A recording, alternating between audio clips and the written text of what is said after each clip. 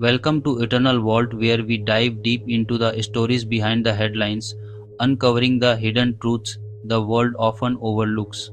Today, we are heading to the roof of the world, but not everyone we meet there will have truly earned their place.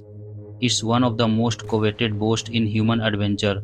I climbed Mount Everest, four words that command instant admiration, open doors to sponsorships, speaking tours, and even political influence. Yet, in the thin, unforgiving air above 80 meters, the truth can be as elusive as oxygen.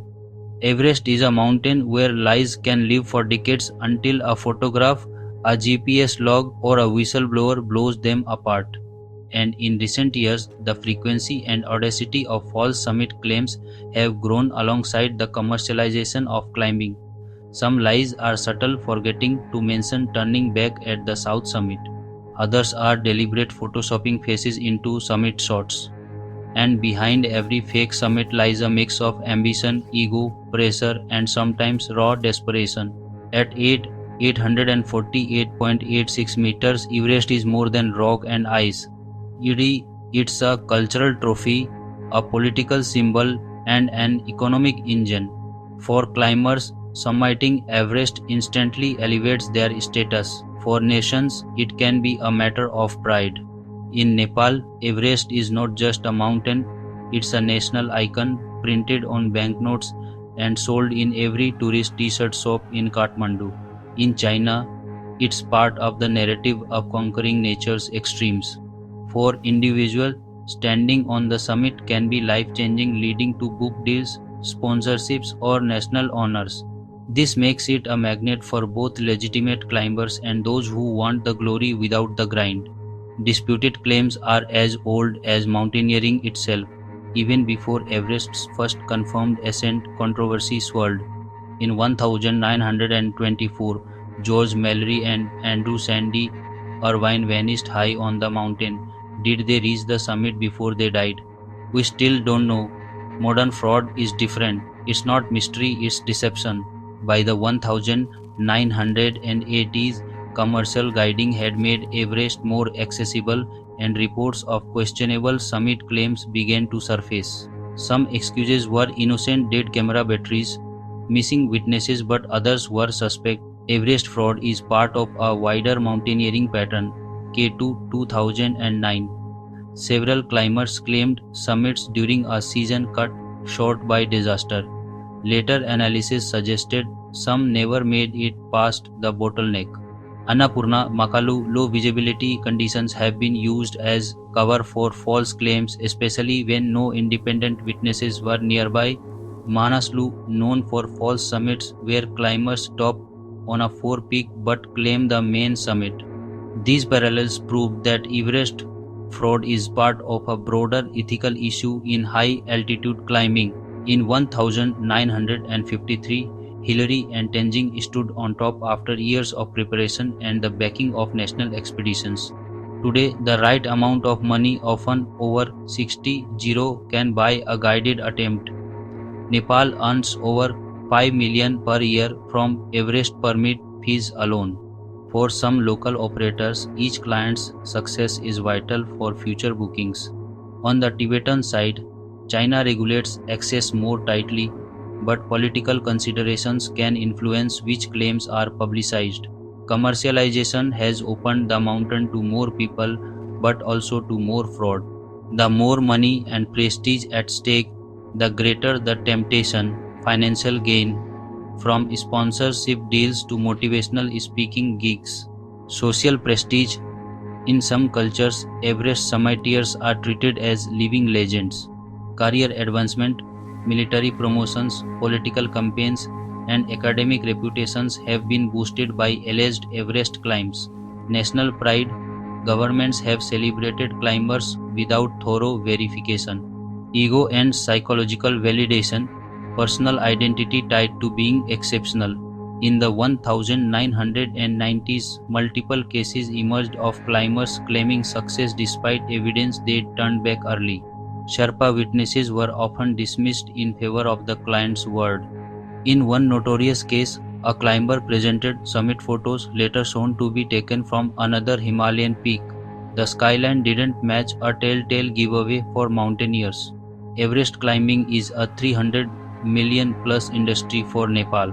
Each summit season supports thousands of jobs from Sherpa guides to lodge owners in the Khumbu Valley.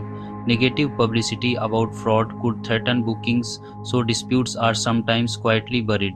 China's interest is more geopolitical. Controlling narratives from the Tibetan side allows selective promotion of summit successes, especially those involving Chinese climbers.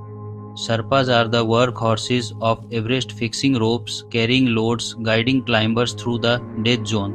They also see the truth firsthand, but speaking out against a client risks income, relationships, and even safety. Despite this, some Sherpas have bravely exposed fraud. Their testimonies have been crucial in uncovering cases where climbers turned back below the summit. Mountaineering psychologists describe summit fever, the obsession with reaching the top at all costs. B B Kainia B B B I B B I D I B B I D I D I D I D I D I D I D I D I D I D I D I D I D I D I G I G I G I G I G I G I G I G I G I G I G I G I G I G I G I G I G I G GPS tracking devices log exact altitude and route. High resolution photography, metadata, time, date, GPS coordinates embedded in images. Drone surveillance used on the Tibetan side for crowd and summit monitoring.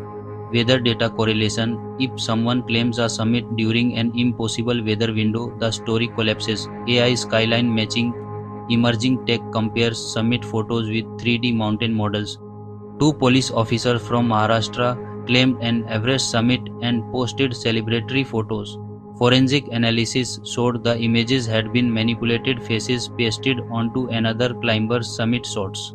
They were banned from climbing in Nepal for 10 years, but only after their story had gone viral. In 2019, overcrowding led to hours-long waits near the summit. With so many climbers photographing each other, it became easy to spot who actually reached the top. Several false claims were quietly withdrawn after photographic evidence didn't match. Mountaineering media relies on access to climbers, guides, and permits. Exposing fraud can mean losing future interviews or trips. This has created a history of underreporting unless the fraud is already public. Fraudulent summit claims can amount to historical falsification, corrupting climbing records. Financial fraud, if sponsors were deceived. Public misinformation, encouraging underqualified climbers to attempt dangerous ascents. Nepal's punishments are mainly climbing bans, few face actual legal prosecution. Amplification, viral post can make a fraudster famous in hours. Crowdsourced forensics, online communities analyze skylines, gear placement, and snow patterns to detect lies. Proof pressure, expectation for photographic proof makes fraud riskier but also leads some to fake images entirely. Mandatory GPS trackers with independent data upload. Summit verification officers stationed near the peak. Global Summit Registry maintained by multiple nations. Accountability for guides whose clients make false claims. Blockchain based certificates that cannot be altered retroactively.